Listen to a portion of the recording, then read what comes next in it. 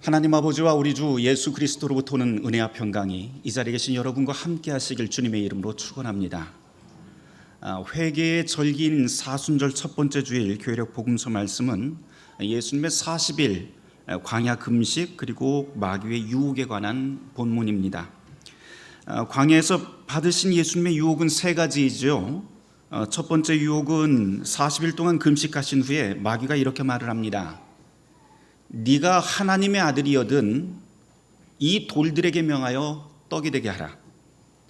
이것은 육체적 욕구를 채우기 위해서 하나님의 능력을 사용해보라 라고 하는 유혹입니다.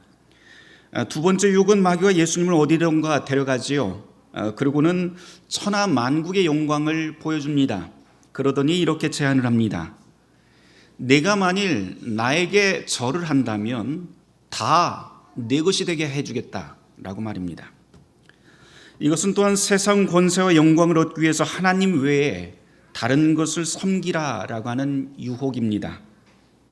마지막 세 번째 유혹은 성전 꼭대기에서 시작을 하지요. 내가 하나님의 아들이여든 여기에서 뛰어내려라. 그러면서 하나님의 보호를 시험하는 세 번째 유혹입니다. 누가복음은 이 유혹을 끝까지 따라붙게 만드는데요. 종국엔 예루살렘에서 절정에 이르고 십자가까지 바로 이 유혹들이 따라붙게 됩니다. 사람들 눈에 십자가는 하나님이 없는 자리였고 십자가는 하나님이 보호를 포기한 자리입니다. 그래서 이 유혹이 바로 여기까지 예루살렘 그 십자가 언덕까지 따라붙습니다. 오늘 말씀을 읽어보면 예수님이 이 세 가지 유혹을 아주 간단하게 물리치는 것 같지만 곰곰이 생각해본 이 세 가지 유혹, 음식, 권력, 안전, 이것은 누구나 다 갖는 기본적인 욕구이고요. 또 40일 동안 금식한 다음이라면 이것을 거절하기란 쉽지 않을 것 같습니다. 게다가 이 말씀을 묵상하면서 또한 생기는 가장 중요한 질문은 돌을 떡으로 바꾸는 것, 그리고 높은 곳에서 안전하게 뛰어내리는 것, 천하의 권력을 얻는 게 정말 악한 것일까? 라고 하는 질문입니다.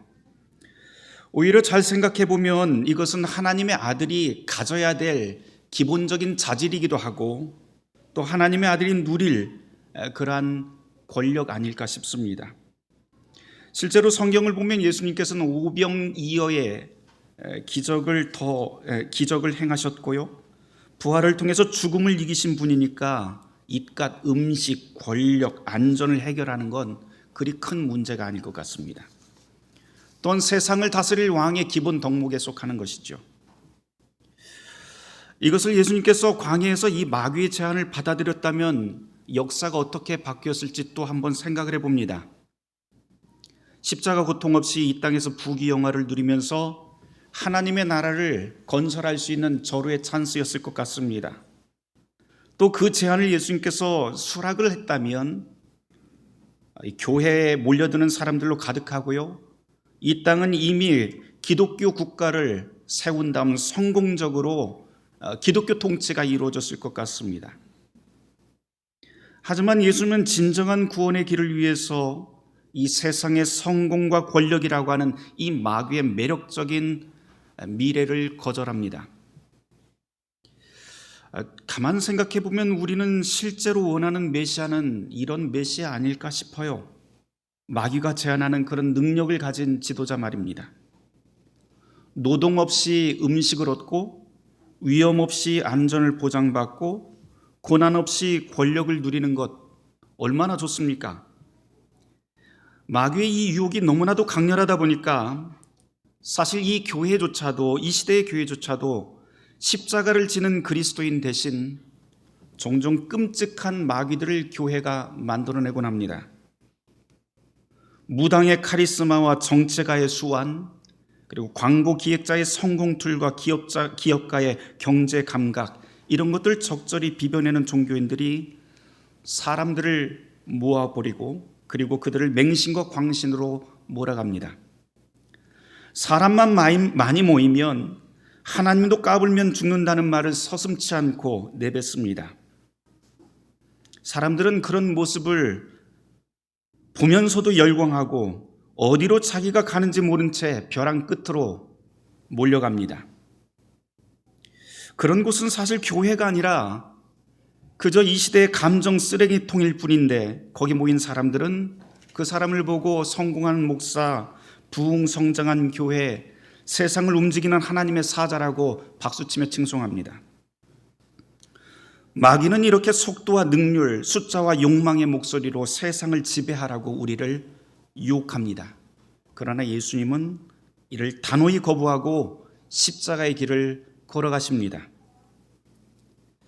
우리는 살아가면서 늘 하나님이 우리의 현실에 강력하게 개입해 주기를 기도합니다. 가정에서는 아이의 이마에 열이 불덩이처럼 오를 때 열을 떨어뜨려 달라고, 그리고 가족과 친구가 도산에 몰리면 보호해 달라고, 회복시켜 달라고 간절히 구합니다. 또한 혼란한 세상 한가운데서는 하나님이 나타나셔서 강력한 능력을 행사하셔서 이 혼란한 세상을 정리해 주시고 악한 마귀의 세력을 정의의 심판대 위에 올려서 강력하게 처단해 달라고, 안개 가득한 막연함이 제거된 선명한 내일을 보여달라고 우리는 늘 그렇게 기도합니다. 하지만 그때마다 하나님은 즉각적인 응답 대신 침묵하십니다. 심지어 우리의 기대와 우리의 기도와는 전혀 다른 악한 현실을 그대로 허용하십니다. 그러니 기도를 해도 답답하고 숨이 막힐 지경입니다. 과연 하나님이 우리의 기도를 듣기는 하시는 걸까? 아니, 정말 계시기는 하시는 걸까? 하는 의심까지 듭니다.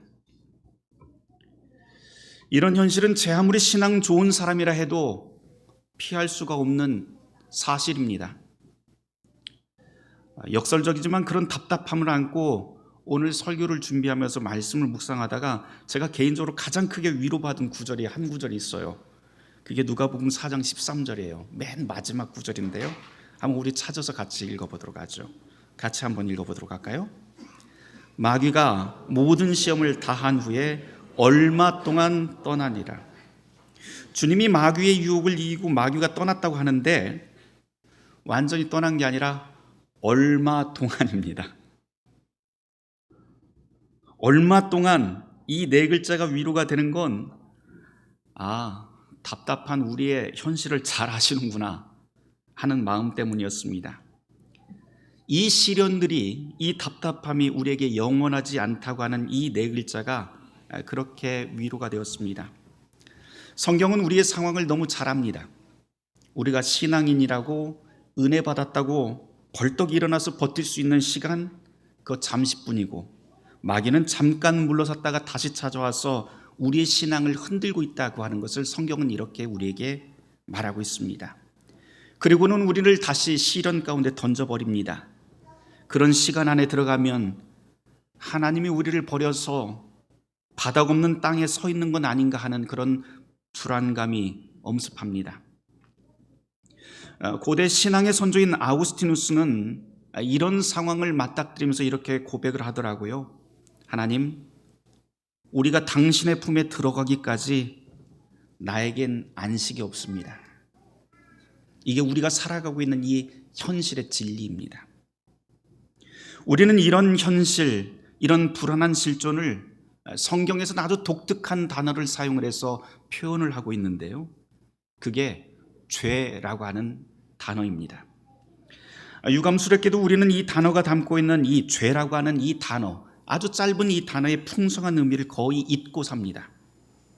오히려 성경과 교회에서 죄 또는 죄인이라고 하는 말을 자꾸 하면 저 사람은 시대에 뒤떨어졌구나 라고 말하거나, 아니면 다른 말로 바꾸어버리거나, 아니면 불편하게 여겨서 피한 다음에 곧장 탕자의 비유에 나오는 용서로 직진해버립니다. 성경에 나와 있는 이 죄라고 하는 말을, 이 말이 우리에게는 굉장히 권리적거리죠. 그런데 성경을 보고 또 이 단어 때문에 많은 신학자들과 신앙의 선조들이 고민을 했는데요. 이거를 죄 또는 죄들이라고 또 구분해서 말을 하기도 합니다. 죄라고 하는 것은 하나님과 떨어져 있는 우리의 실존을 말하고요. 그리고 죄들이라고 하는 것은 내가 그렇게 하나님과 분리된 상태를 계속 지속시키는 우리의 악한 행동과 선택을 그렇게 말할 때 이렇게 둘을 분리해서 말합니다. 이렇게 구분해서 말하지 않더라도 공통점이 한 가지 있는데요. 그것은 죄라고 하는 것은 언제나 하나님과 분리된 우리의 상태를 표현하는 말이다라고 하는 겁니다. 이에 반대되는 말이 있죠. 그것이 바로 용서, 구원이라고 하는 말입니다. 이렇게 하나님과 분리된 우리가 다시 하나님과 이어지는 것이 바로 구원입니다. 우리가 늘 그런 말을 하죠. 죄인인 우리를 그리스도의 십자가 사건으로 구원하셨다. 이 말, 그 뜻은 그리스도께서 하나님과 분리된 우리를 다시 이어주셨다라고 하는 뜻입니다. 그렇게 하나님과 이어진 상태이야말로 비로소 우리는 참된 평안과 안식을 얻게 됩니다. 제가 이렇게 딱딱한 교리적인 이야기 말고 성경이 가르치는 죄와 구원을 우리 이야기로 또 바꿔서 이야기를 할 수가 있을 것 같아요. 여러분도 이미 다 알고 있는 이야기들입니다. 여러분들 가정에서 죄라고 하는 말 쓰시나요? 안 쓰시죠? 너 죄인이야 그러면서 자녀들한테 남편한테 그렇게 쓰시는 분 없을 겁니다.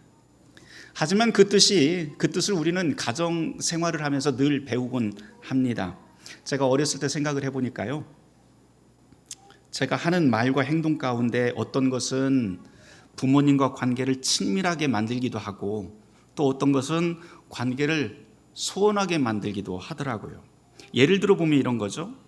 부모님이 시키는 심부름을 빠릿빠릿하게 하거나 시키지도 않았는데 집안 청소를 열심히 하거나 열심히 공부해서 좋은 성적을 받아오면 당연히 부모님과 관계가 가까워지더라고요. 그런데 이와 반대로 참고서 사라고 준 돈 오락실 가서 탕진하고요,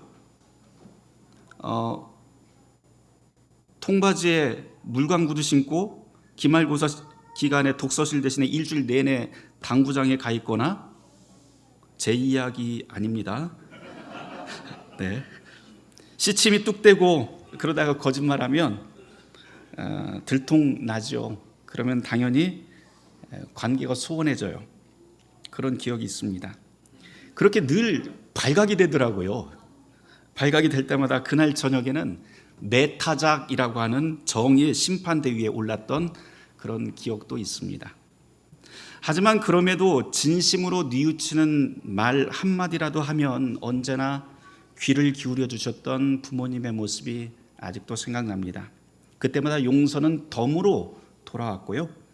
그런데 그 용서라고 하는 것은 잘못했다고 말하는 그 순간 그 말 자체로 끝나는 게 아니라 더는 그 잘못을 저지르고 살지 말라라고 하는 그런 아버지의 마음이 담긴 용서이었습니다. 그걸 커서야 알았어요. 아이를 키우면서야 알게 되었습니다. 그래서 어른들이 이런 말을 하는 것 같아요. 꼭 너 같은 아이 낳아서 꼭 그렇게 키워봐라. 그렇게 우리는 살면서 내가 어떤 선택을 하느냐에 따라서 다른 결과를 가져올 수 있다는 것을 우리는 경험합니다. 그리고 그렇게 자란 다음에 부모들이 원하는 바가 있는데요, 그것은 자녀들이 회초리 없이도 스스로 자기의 삶을 통제하고 나름의 규율을 세워서 바르게 살도록 부모님이 지지해 줍니다. 저는 방금 우리들의 이야기를 했지만 사실 여기에는 성경에 나와 있는 죄, 심판, 회개, 용서, 구원이라고 하는 성경의 낯선 이야기들이 다 여기에 담겨 있습니다. 하나님이 우리를 대하시는 방식이 바로 이것과 똑같아요. 우리는 주일 공동예배 때마다, 오늘도 그렇지만 매번 이렇게 죄를 고백합니다. 우리는 죄에서 벗어날 수 없음을 고백하나이다. 우리는 생각과 말과 행위로 죄를 지었으며 원하는 선은 행치 아니하고 원하지 않는 악을 행하였나이다. 우리는 마음을 다하여 주를 사랑하지 않았으며 내 이웃을 내 몸과 같이 사랑하지도 않았나이다 라고 말입니다. 이 고백을 우리가 매주마다 고백을 하지만 이 고백을 한번 잘 하나하나 여러분들이 곱씹어 보시길 바랍니다. 죄라고 하는 것, 앞서 말씀드린 대로 하나님과 분리된 우리의 현실입니다. 그런데 우리는 이 기도로 나 자신의 죄, 내가 알고 있는 죄 이상의 것을 고백하고 있다는 것을 여러분이 확인하실 수 있을 거예요. 항상 그 앞에 뭐가 붙어요? 우리는 이라고 하는 말이 붙습니다. 그래서 우리는 나 자신의 죄뿐만 아니고 우리의 죄를 함께 고백을 합니다. 그리고 이 죄의 고백은 거기서 멈추지 않고 모든 피조물과 모든 세계를 짊어진 사람들의 고백이 되어갑니다. 물론 그 고백을 하면서도 나는 순결한데 라고 생각하고 나는 순결하고 믿는 사람들은 주일마다 드리는 이 죄의 고백이 나 자신과는 아무런 상관이 없어. 심지어 교회에서 자꾸 나를 죄인이라고 이야기하는 것 자체가 무례하고 지나치다고 생각하곤 합니다. 실제로 그래서 교회에 안 나오시는 분들도 있습니다. 그러나 우리가 이렇게 죄를 고백하는 이유는 우리가 그런 죄의 현실, 하나님과 분리된 세계 아래 살아가고 있다고 하는 비탄의 청원입니다. 여러분 조금만 눈을 들어보세요. 우리가 사는 이 세계가 얼마나 하나님과 멀리 떨어져 있는지, 얼마나 거대한 악이 우리의 모든 희망을 처참하게 앗아가고 있는지 쉽게 알아차릴 수 있을 겁니다. 지난 화요일에 제가 동트는 시간에 새벽에 후암동 9개 교회 목사님들과 동사무소 관계자들이 모여서 후암동 교동협 회의를 했습니다. 그런데 거기에 한 구호단체에서 나와서 그 프레젠테이션을 하고 거기를 지원을 요청한 일이 있었어요. 이 단체는 지금 서울역 앞에서 무료 급식소를 운영을 하고 있는데요. 도움을 달라는 겁니다. 노숙자를 위해서 아침 식사 제공하는 곳이, 노숙자 그 급식소가 굉장히 많은데요, 아침 식사를 제공하는 곳은 딱 한 군데밖에 없대요. 들어보니까. 그러면서 문제는 이 아침 급식소를 운영을 하는, 처음에 시작을 했는데, 시작을 할 때 인천에 있는 5교회가 함께 힘을 모아서 시작을 했고, 휴일 없이 하루도 빠지지 않고, 주일만 빼고요, 하루도 빠지지 않고 명절도 다 그렇게 아침 급식을 돌아가면서 지금 시작한 지 한 1년이 넘었다고 합니다. 그런데 그렇게 하다 보니까 인천에서 오는 게 너무 힘들잖아요. 그래서 이 지역에 있는 교회들도 함께 동참해 주면 어떻겠냐고 그렇게 찾아오셨더라고요. 참 선한 일이다 싶었습니다.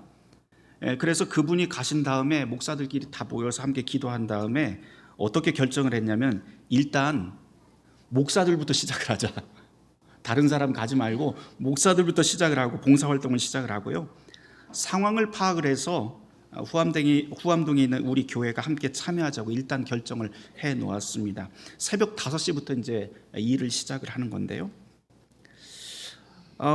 이렇게 마음이 가득 찬 그런 마음으로 다시 돌아왔어요.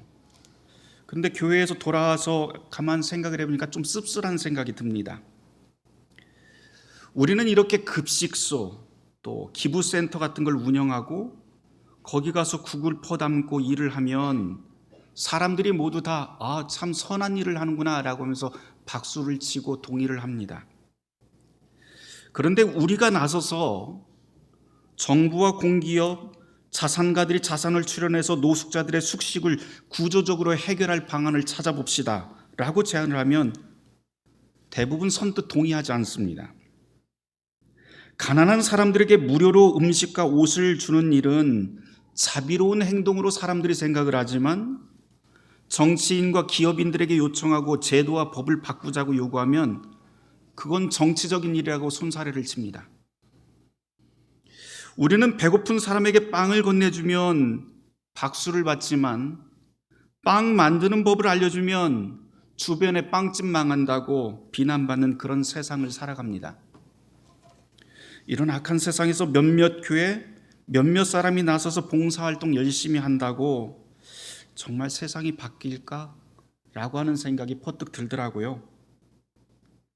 냉정히 생각을 해보니까 좀 극단적이겠지만, 지금 당장 숨 넘어가는 중환자한테 반창고 하나 딱 붙여놓고는 환자가 곧 나을 거라고 박수치는 꼴과 뭐가 다를 게 있을까라고 하는 생각이 들었습니다.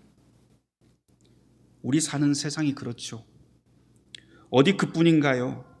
공정과 정의가 가득해야 할 공직사회, 공정함을 보여줘야 할 언론, 거룩함을 보여줘야 될 종교 등등 각자 주어진 임무와 본질에서 한참 벗어난 현장을 오늘 우리는 매일 뉴스와 매체를 통해서 아프게 마주합니다. 어쩌면 저리도 거짓말을 잘하고, 어쩌면 저리도 꼼수를 잘 부리고, 어쩌면 저리도 저 힘으로 법을 잘 이용할까 하고 매번 깜짝깜짝 놀랍니다. 이런 시대상을 보면서 과연 우리에게 희망은 있기는 할까 하는 자괴감이 자꾸만 듭니다. 이게 오늘 우리가 경험하는 세계, 그리고 오늘 우리가 주일마다 함께 고백하는 죄의 현실입니다. 절망적이지요. 그런데 여러분, 그렇다고 이 절망적인 현실에 눈과 귀를 닫고 외면하지는 마십시오. 그렇게 악과 죄의 현실을 모른 채 한다면 그런 자리엔 구원과 용서도 필요 없게 됩니다. 왜냐하면 용서는 죄가 있는 자리에서만, 죄에 대해서 절망하는 사람에게만 주어지는 하늘의 선물이기 때문입니다. 문제는 우리의 힘으로는 이런 절망을 이길 재간이 없다고 하는 사실입니다. 그래서 우리는 주일에 함께 모여서 죄의 고백에 이어서 늘 이렇게 고백합니다. 하나님의 아들 주 예수 그리스도를 보시고 우리를 불쌍히 여기소서, 우리를 용서하시고 새롭게 하옵소서 라고 말입니다. 우리는 늘 우리의 주님을 이렇게 고백합니다. 주님께서는 죄와 죽음과 마귀의 권세를 이기고 당신의 백성을 영원한 생명으로 이끄시기 위해 이 땅에 오신 분이라고 말입니다. 그런 다음 우리의 고백은 또 이렇게 이어집니다. 주님 뜻 안에서 기뻐하며 주의 길을 걸으며 하나님의 거룩하신 이름을 영화롭게 하옵소서. 죄의 현실을 고백하는 자리에, 아프게 고백하는 자리에 전능하신 하나님 아버지께서는 그의 아들 예수 그리스도를 통해 용서와 회복을 약속하십니다. 이것이 우리의 신앙입니다.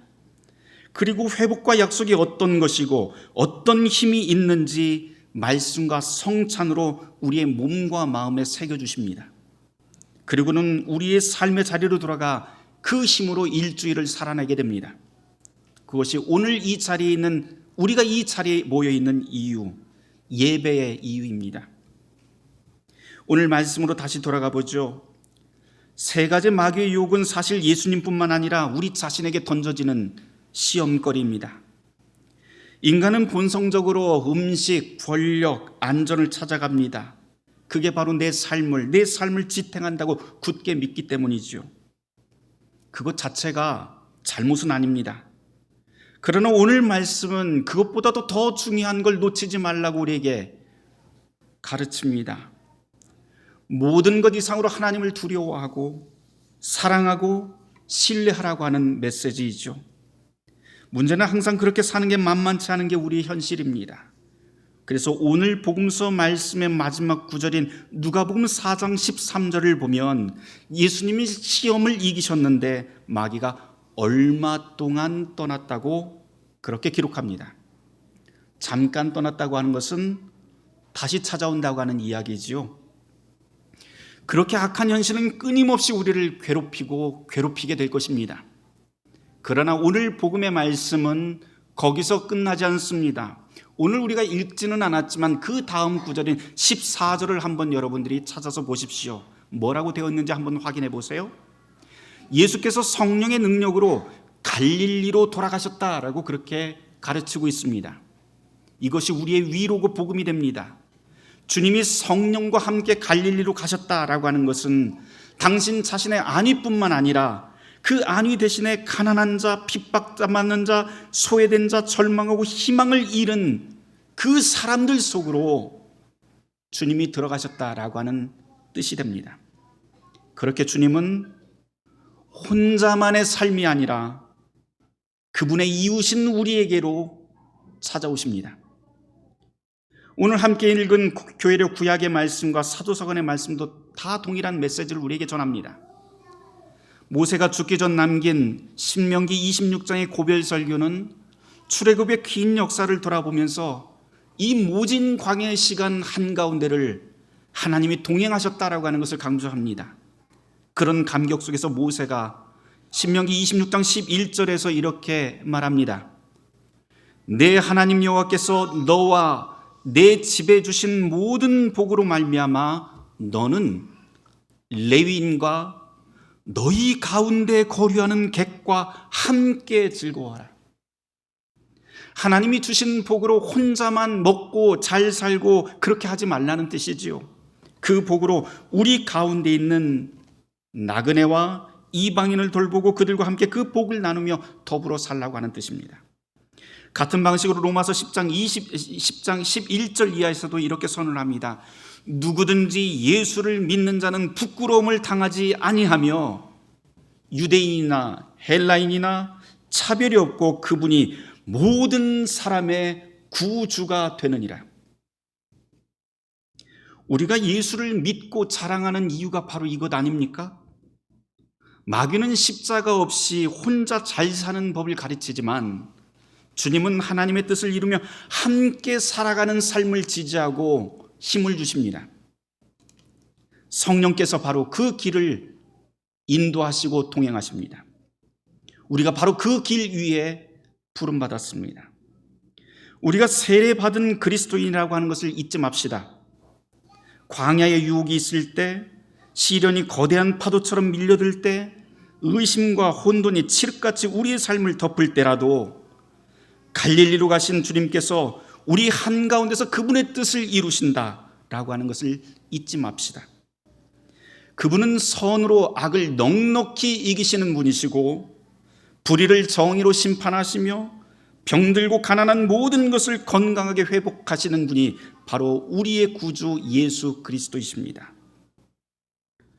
사랑하는 성도 여러분, 우리는 사순절이 되면 늘 기도, 절제, 나눔을 강조합니다. 이 말이 매년 반복되는 공허한 말이 되지 않기를 바랍니다. 바라기는 성령과 함께하는 여러분의 일상이 기도, 절제, 나눔을 실천하고 도움이 절실한 이웃과 이 세상에 한 걸음 더 복되게 내딛는 시간, 그리고 절망을 소망으로 바꾸는 거룩한 순례의 길이 되기를 주님의 이름으로 축원합니다. 모든 지각에 뛰어난 하나님의 평강이 그리스도 예수 안에서 우리의 마음과 생각을 지키실 것입니다. 아멘. 오늘 말씀을 놓고 잠시 묵상하도록 하겠습니다.